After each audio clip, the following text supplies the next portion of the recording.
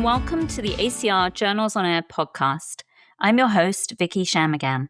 Still's disease can affect all ages. It's referred to as systemic onset JIA, or juvenile idiopathic arthritis, but the adult form is adult onset Still disease. Over and above the acute complications of this challenging condition, a new manifestation of interstitial lung disease has recently been recognized and seems to be increasingly common. What is causing this complication? The manuscript we will discuss today is type 1 interferon signature, is associated with lung disease, drug-associated immune reactions, and genetic variation in interferon-linked pathways in Still disease. It was published in Arthritis and Rheumatology, and a link to the manuscript and disclosures is available in today's show notes. I'm really thrilled that Dr. Michael Ombrello, the senior author of the manuscript, can join us today to discuss this work and discuss his career studying Still disease in both adults and children. Quick disclaimer, Dr. Ombrello works at the National Institutes of Health, where I also work. Dr. Ombrello is an adult and pediatric rheumatologist. He completed his undergraduate degree and medical degree at St. Louis University.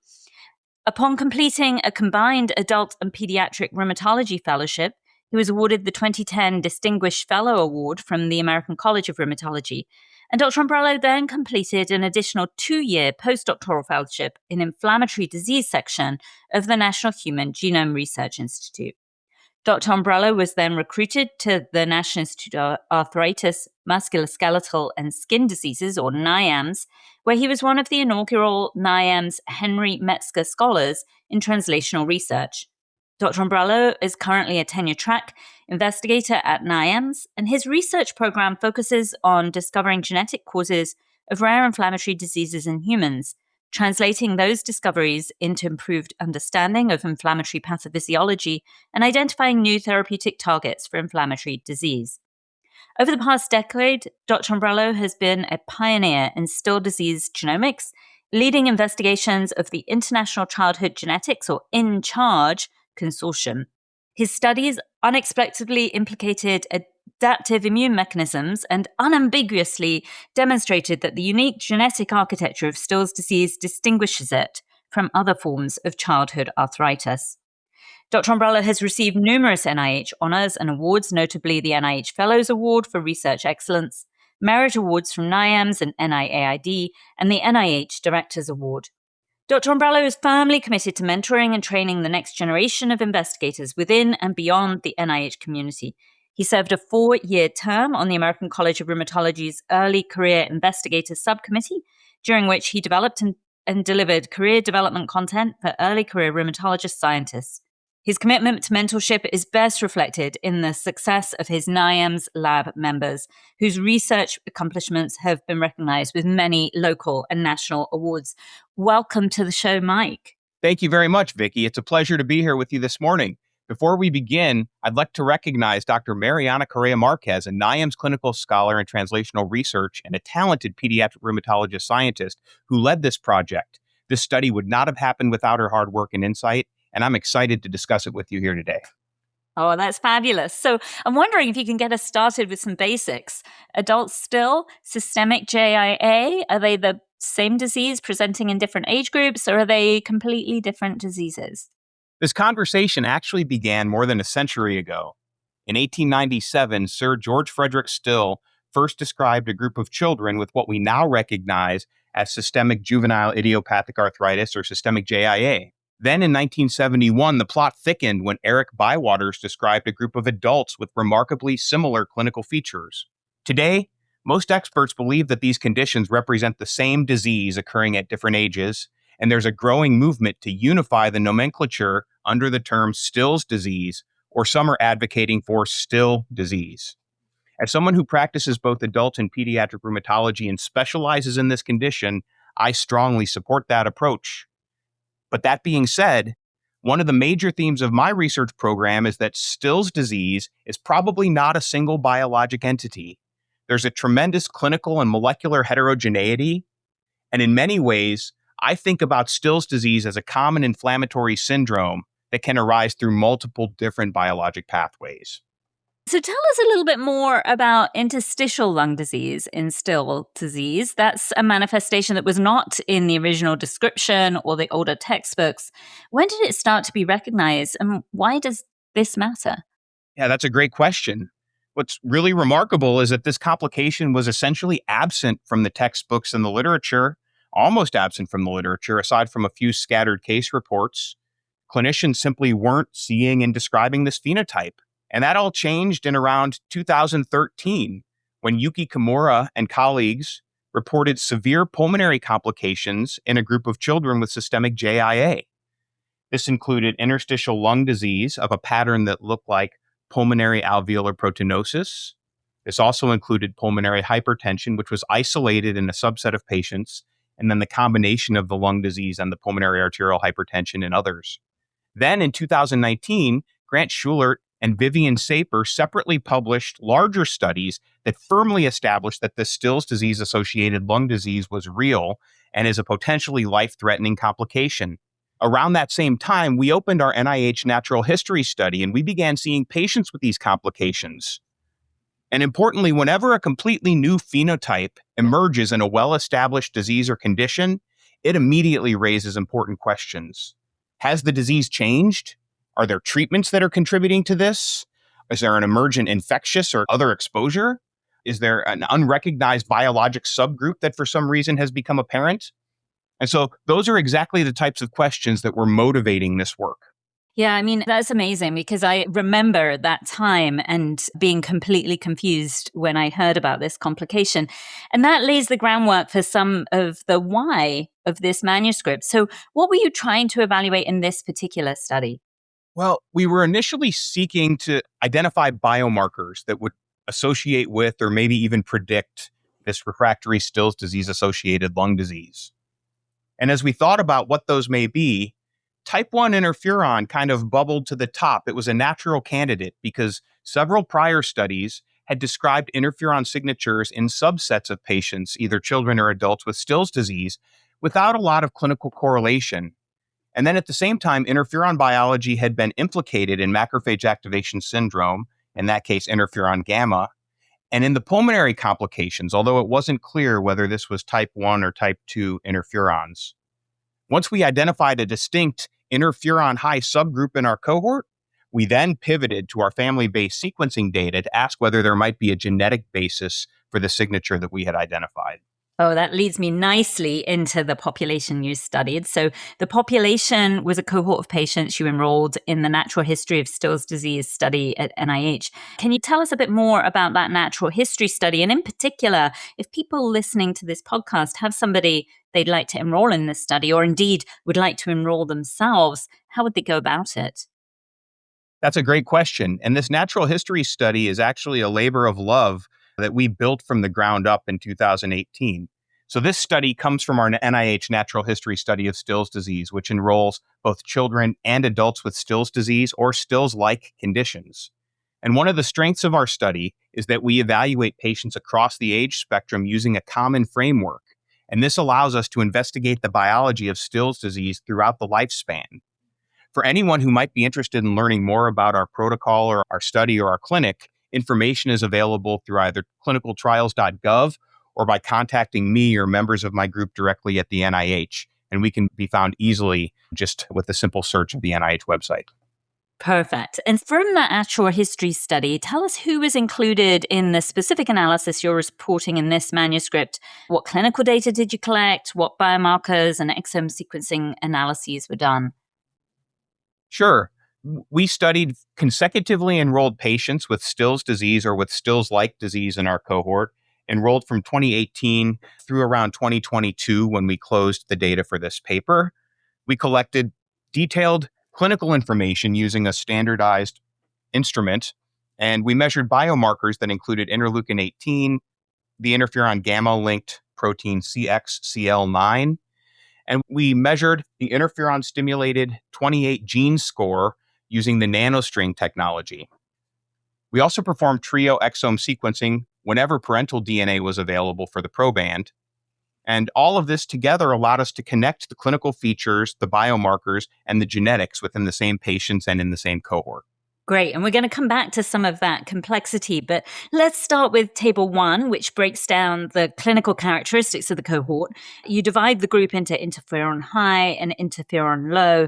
Tell us about the features of those two groups. So what immediately stood out to us was that the interferon high group wasn't simply the group with the most active disease, as one might have thought. They didn't have higher disease activity scores, they didn't have higher ferritin levels or interleukin-18 levels.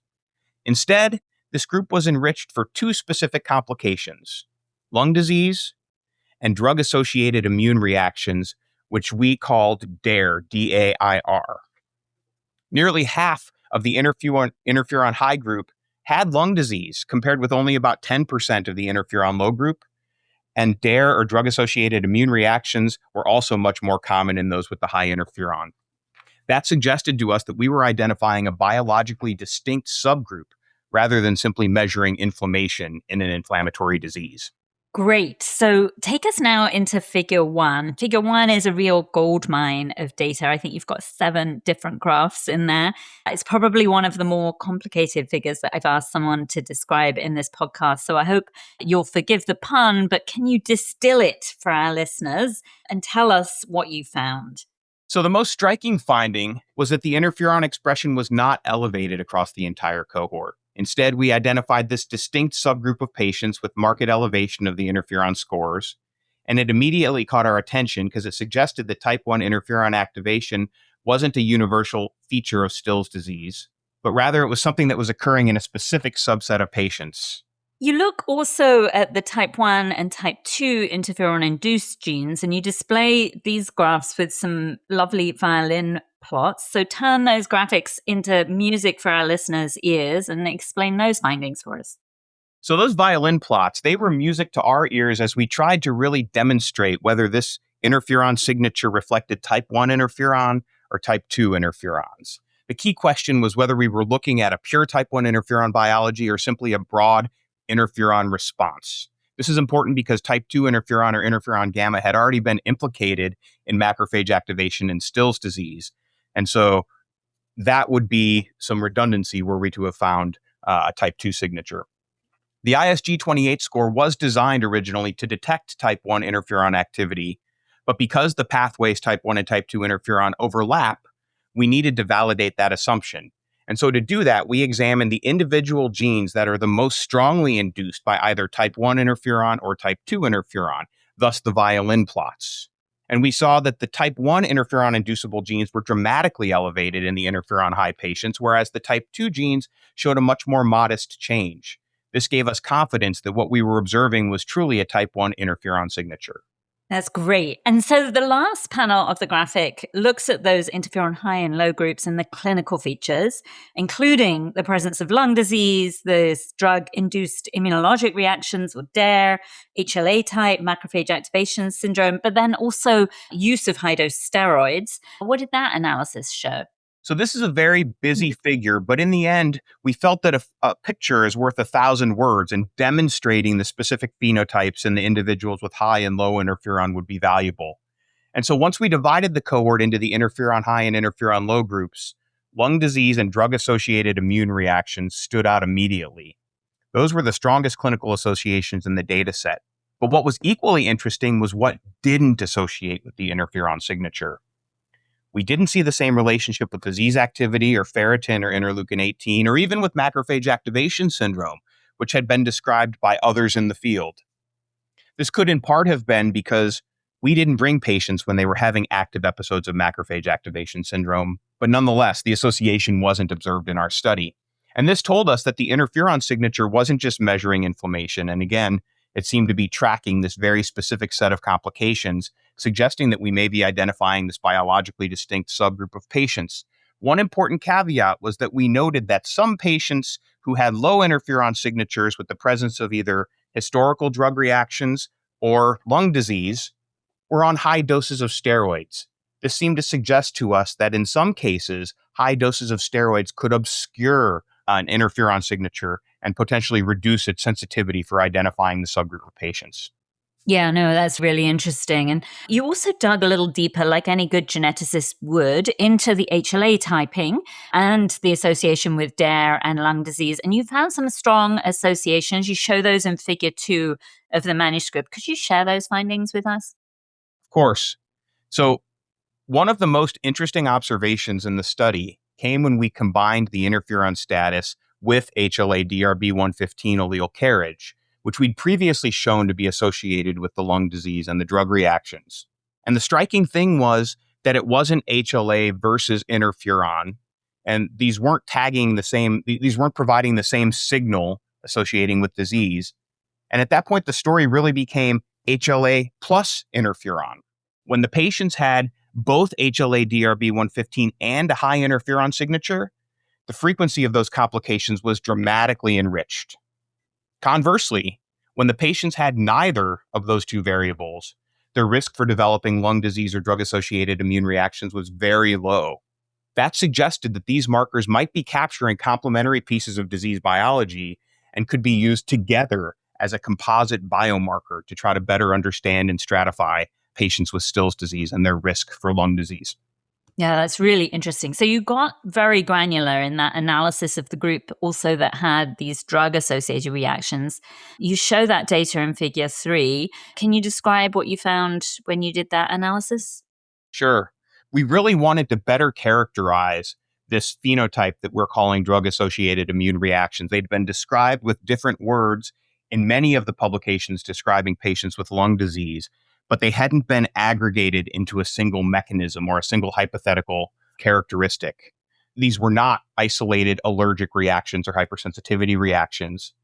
The patients who experienced these often had multiple features that occurred together, including most commonly and kind of in a unifying way, pruritic eruptions that required discontinuation of the medications, but also injection site reactions, anaphylaxis and immediate drug reactions, peripheral eosinophilia, and abnormal liver enzymes.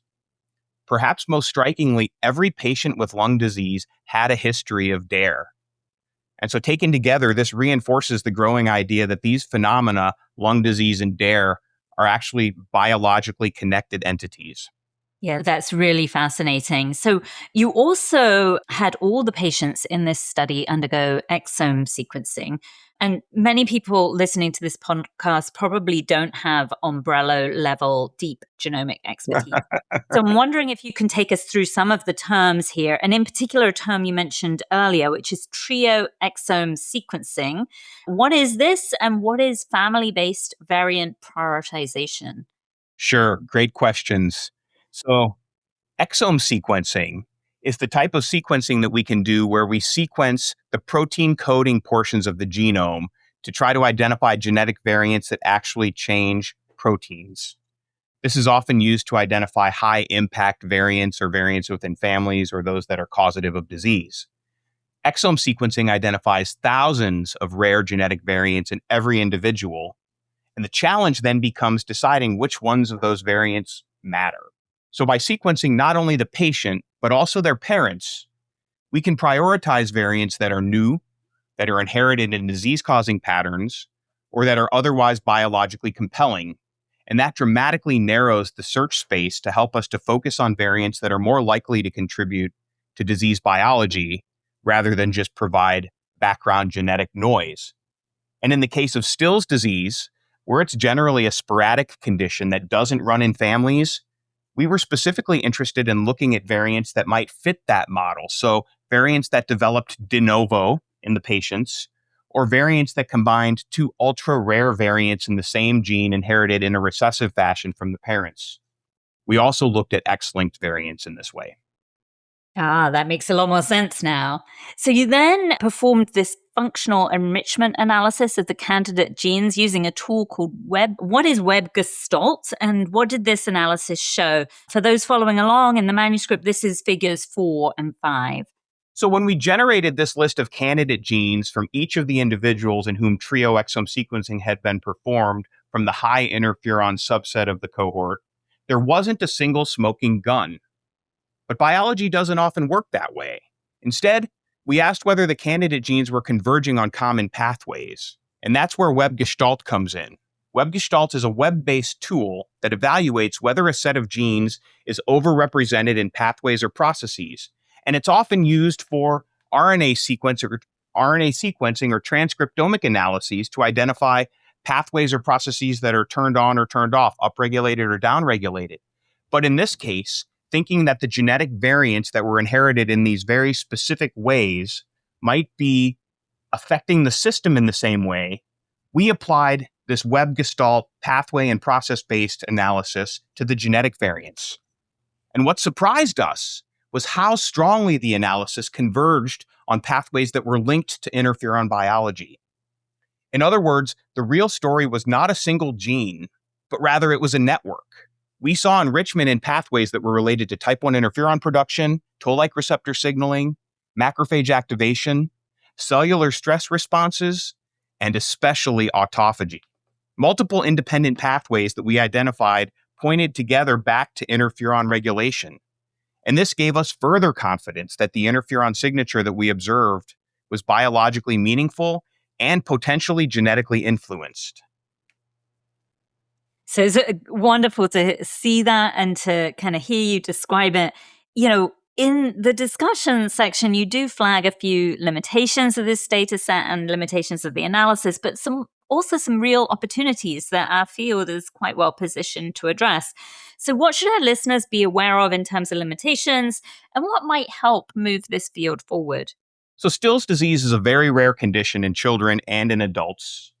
And so developing cohorts that are adequately powered to ask these questions is a major obstacle. Primary centers that see patients for their primary rheumatology care generally develop small cohorts, but those cohorts can contain patients at disease onset, which are very valuable for better understanding biology.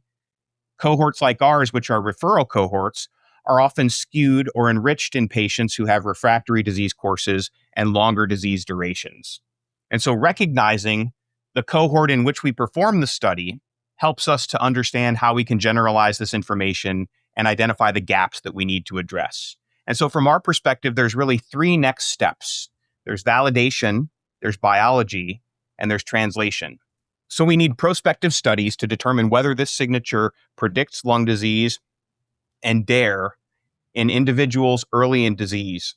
Second, we measured this interferon signature at a single time point at their time of enrollment at our clinic when they weren't in any particular disease state or receiving any particular treatment. And so therefore, our impression was that any bias that may be influencing that data point would be averaged across the entire cohort.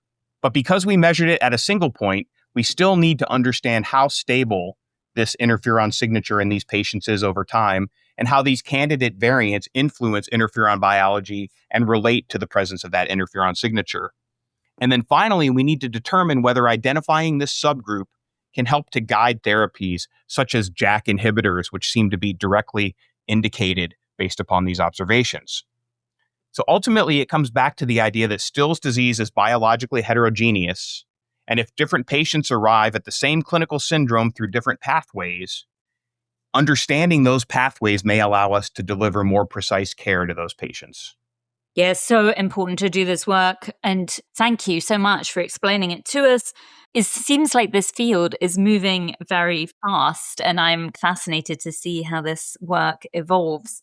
I want to shift gears a little bit now and give our listeners an opportunity to hear about you and your career journey. You began your career in St. Louis. Is that where you grew up? And what attracted you to St. Louis University?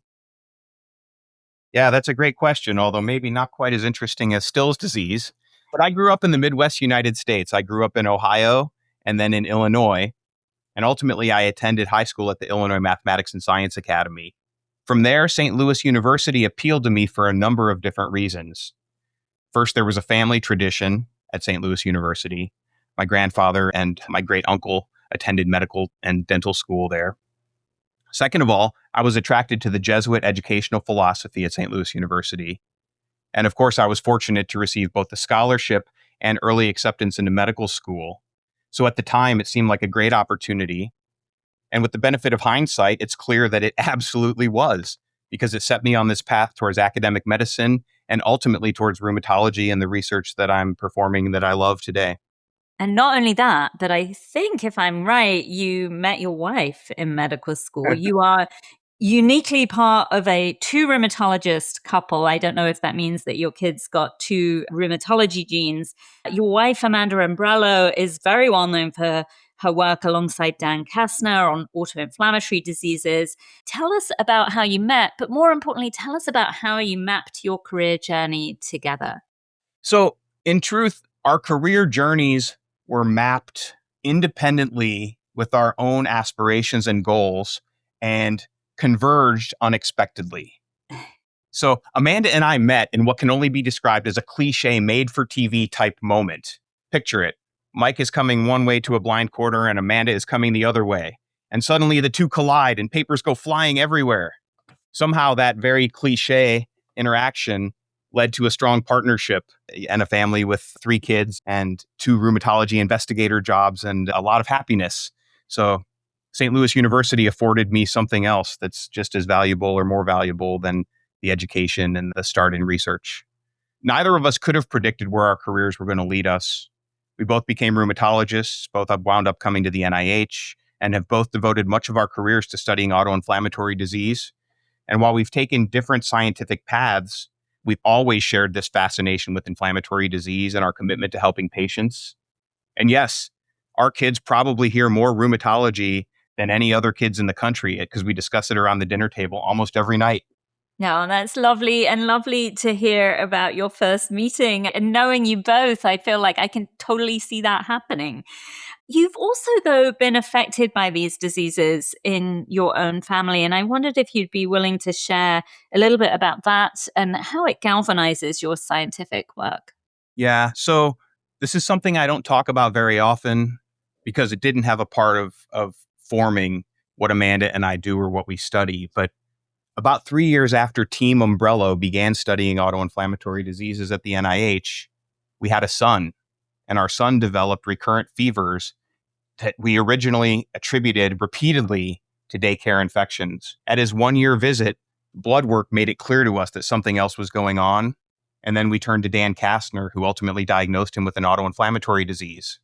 After a few months of negotiating the daily anakinra injections, or the stinging shots, as our toddler called them, he transitioned to canakinumab, and he's been in medicated remission now for 9 years.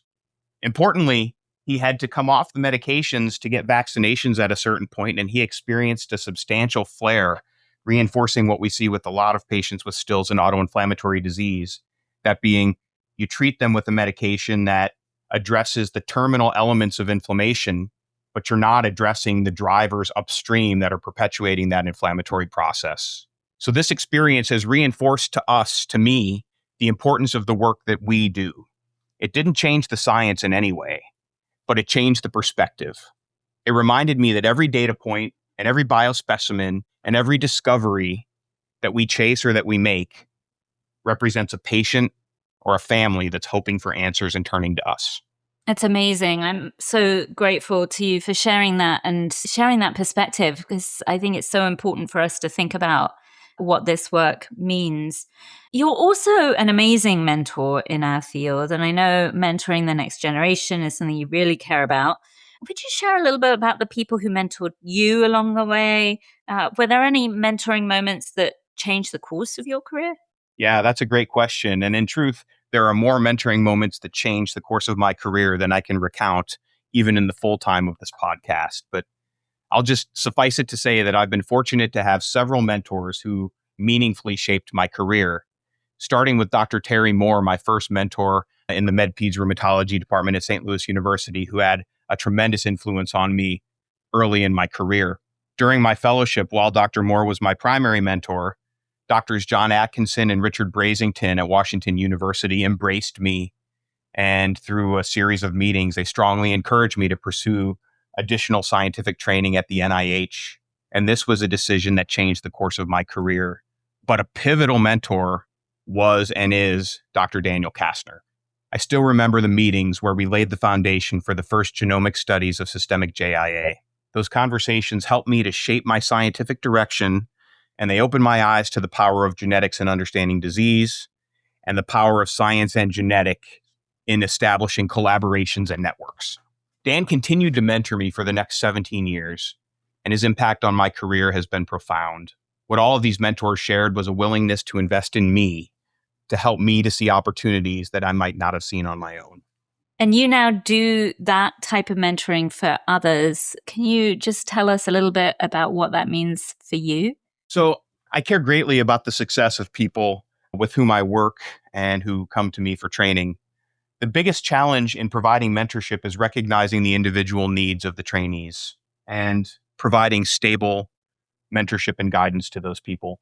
And so step one is always trying to identify their goals and their vision for their future, and then to try to motivate and excite them with my ideas and the things that we have available to us. And without dictating the specific projects that they do or the specific research that they consider, we try to find the best way forward with the strongest projects, the best ideas, the strongest collaborators, and then in the end, to build the strongest application materials for medical school or graduate school or for the first job as a tenure track PI.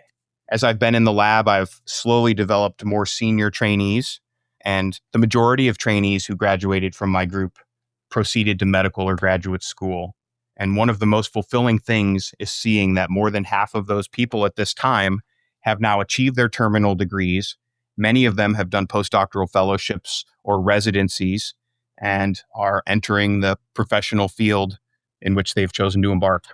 Yeah, no, I mean, it's amazing to see and really impressive track record. And thank you so much for sharing your experience, for sharing all those stories about your mentors, including your relationship with Dan Kastner, who I'm sure many people will know is just splendiferous as a mentor. And you were very lucky to have that experience. I really appreciate you joining us today, Mike, and for sharing all of your work. Heavens to Murgatroyd, Vicky. It's been a real pleasure. I love it. Another Danism. That's wonderful. So as we wrap up today's episode, I also want to offer a heartfelt thank you to all the parents, spouses, partners, and caregivers who stand beside people living with autoimmune, autoinflammatory, and rheumatic diseases.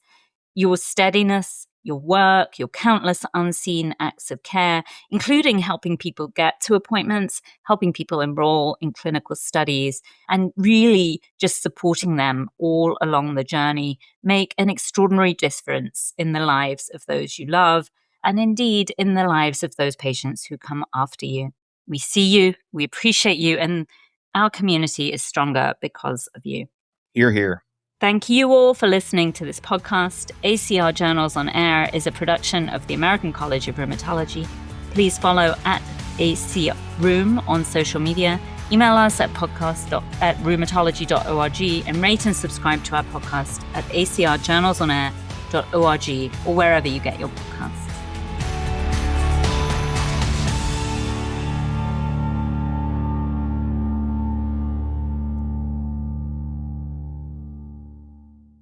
This podcast was edited by Resonate Recordings.